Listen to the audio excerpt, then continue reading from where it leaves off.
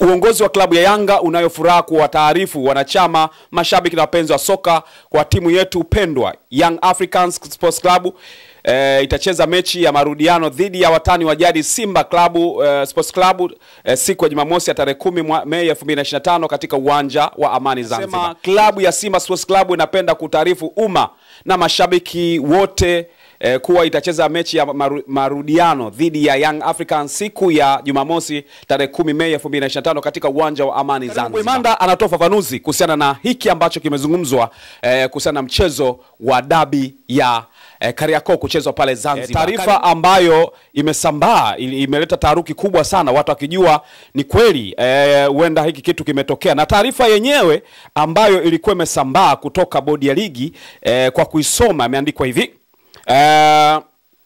taarifa kwa vyombo vya habari. Kwa heshima na taadhima, bodi ya ligi kuu inapenda kwa taarifu kuwa baada ya mashauriano na wadau mbalimbali wa mchezo pamoja na tathmini ya mechi ya pande zote mbili, zimekubaliana na ratiba ya ligi.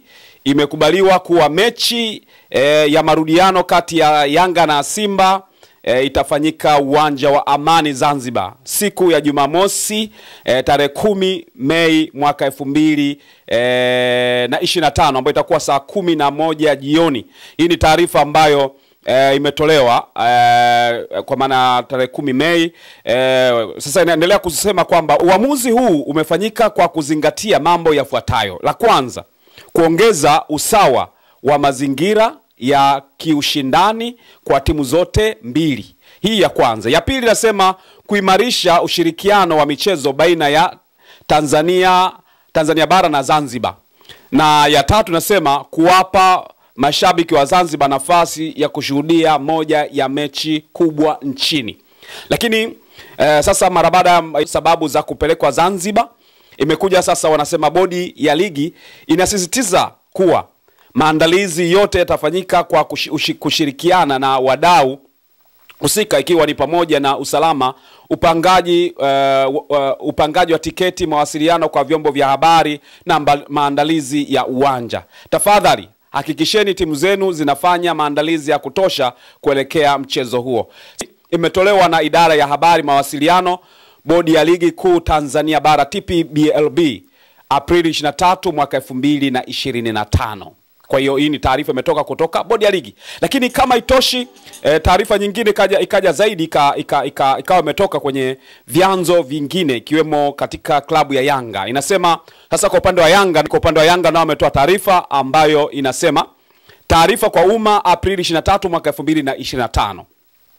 Uongozi wa klabu ya Yanga unayo furaha kuwataarifu wanachama, mashabiki na wapenzi wa soka kwa timu yetu pendwa Young Africans Sports Club itacheza mechi ya marudiano dhidi ya watani wa jadi Simba Sports Club siku ya Jumamosi ya tarehe 10 Mei 2025 katika uwanja wa Amani Zanzibar. Mechi hii ni sehemu ya mfululizo wa michuano ya ligi kuu Tanzania bara msimu wa 2024-25 na inatarajiwa kuwa ya kusisimua sana kutokana na historia ya upinzani mkali kati ya timu hizo kongwe nchini. Tunatoa wito kwa mashabiki wetu wote kujitokeza kwa wingi isapoti timu yao huku wakizingatia maadili, nidhamu na mshikamano kama ilivyo desturi ya Yanga ya wana Yanga halisi. Vile vile tunaomba mashabiki wote kufuata taratibu na miongozo itakayotolewa kuhusu usafiri na usalama. Anamaliza kusema timu ya wananchi iko tayari, Zanzibar tunakuja. Na hapa sasa taarifa pia imeandika kwamba imetolewa na kamati ya utendaji ya Young African Sports Club tarehe 23 mwezi wa 4 2025.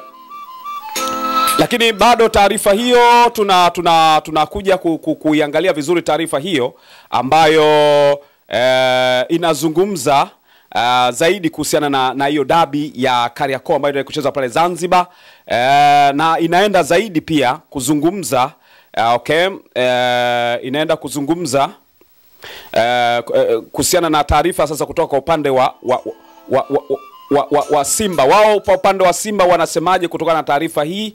Nao Simba wametoa taarifa hii. Inasema klabu ya Simba Sports Club inapenda kutaarifu umma na mashabiki wote kuwa itacheza mechi ya marudiano dhidi ya Young Africans siku ya Jumamosi tarehe 10 Mei 2025 katika uwanja wa Amani Zanzibar.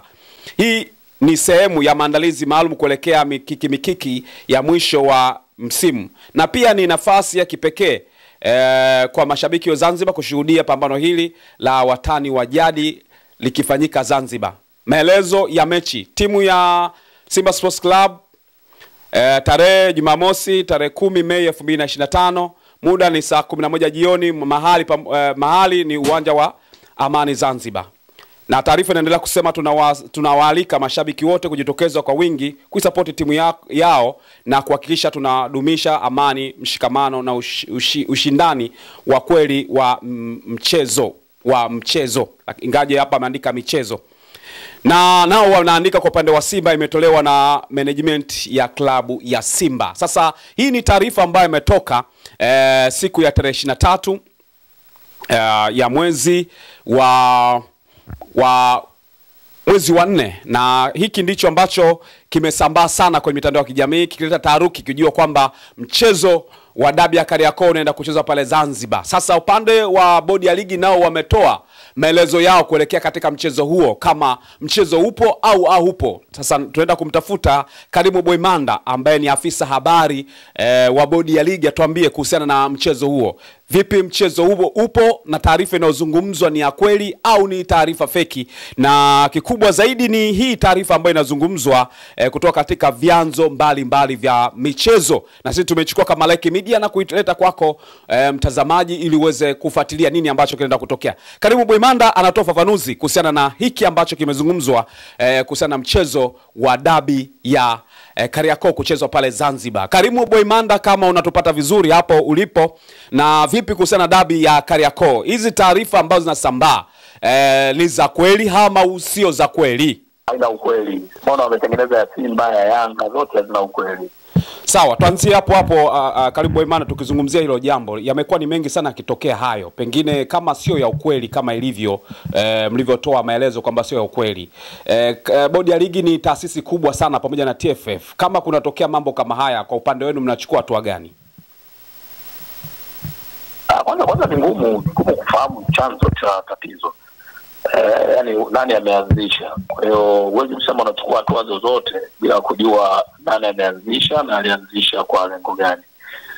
Mitandao ya kijamii kuna namna ya kwenda nayo. Ukitaka kudili na kila kitu, unaweza kushtuka ufanye kazi zingine, una concentrate na hadithi ama topics zinazoanzia huko kwenye mitandao ya kijamii. Kwa hiyo kwa sababu ni jambo ambalo halipo, na tunaamini wanahabari ambao wamekuwa wakifikisha taarifa mbalimbali kwa wadau, wamekuwa wakipita kwenye kurasa zetu, hawaoni hilo jambo, basi wana confirm kwamba hili jambo halina mashiko yoyote. Kwa hiyo sisi kwa haraka tuwezi kusema ni hatua gani tunachukua, lakini msingi wake ni huo ugumu wa kufahamu chanzo cha tatizo. Kikubwa tunaamini kwamba hili si jambo zuri. Watu ambao wamekuwa wakizusha habari hizi hawazushi kwa nia nzuri, mara zote wamekuwa wakizusha kwa nia zao ama maslahi yao. Tunajitahidi kuona namna gani tutaweza kudhibiti matumizi mabaya ya mitandao. Sheria zipo na vyombo vipo pia. Kwa hiyo hili linabakia kwa jambo la ndani, hatuwezi kudisclose sana kitu gani tunafanya, lakini tunaamini vyombo vitatusaidia kufahamu chanzo cha hizi mambo. Lakini sio mara ya kwanza Karimu Boimanda kugushi vitu hivi vinatoka na taasisi kubwa ambazo zina interest kubwa, na watu pengine waweza kaleta taharuki kubwa sana kwenye jamii kama watu hao wataendelea kufanya haya mambo. Pengine athari ambazo mshawahi kuzipata mara baada ya kutokea hayo kabla na mpaka sasa ni athari gani?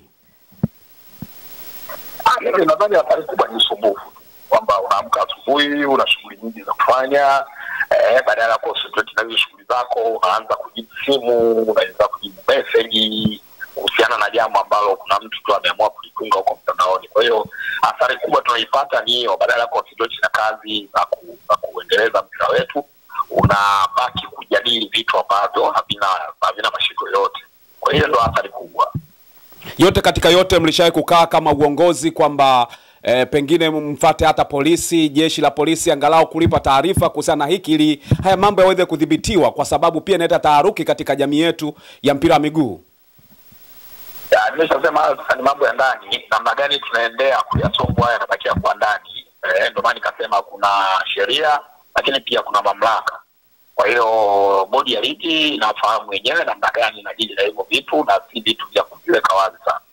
Licha ya kwamba taarifa imetoka, lakini unaweza kuwaambia nini wadau kwamba pengine kuna vikao vinaendelea kuhusiana na dabi ya Kariakoo kama itakuja kuchezwa tena? Na wewe bakia na taarifa ya mwisho kabisa ambayo tulitoa. Taarifa ya mwisho tulitoa siku ambayo tunaahirisha mchezo, na taarifa hiyo ilisema kwamba mchezo utapangiwa tarehe nyingine. Kwa hiyo hakuna kitu chochote zaidi ya ile taarifa. Kwa hiyo tusubirie official taarifa kutoka bodi ya ligi, watu waeleweshe sasa.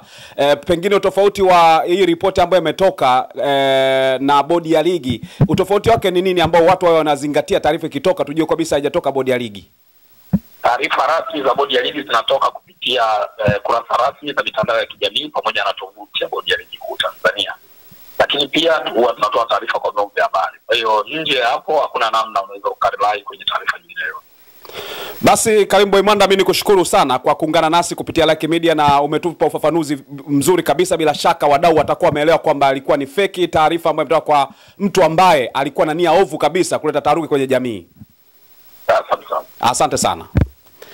Naam, nilikuwa nazungumza na Karim Boimanda, afisa habari wa bodi ya ligi, ambaye alikuwa anatupa ufafanuzi kuhusiana na kile kitu ambacho kimesambaa kuhusiana na taarifa kwamba kwa maana ya kwamba dabi ya Kariakoo itaenda kuchezwa Zanzibar mwezi Mei. Taarifa ambayo imesambaa imeleta taharuki kubwa sana, watu wakijua ni kweli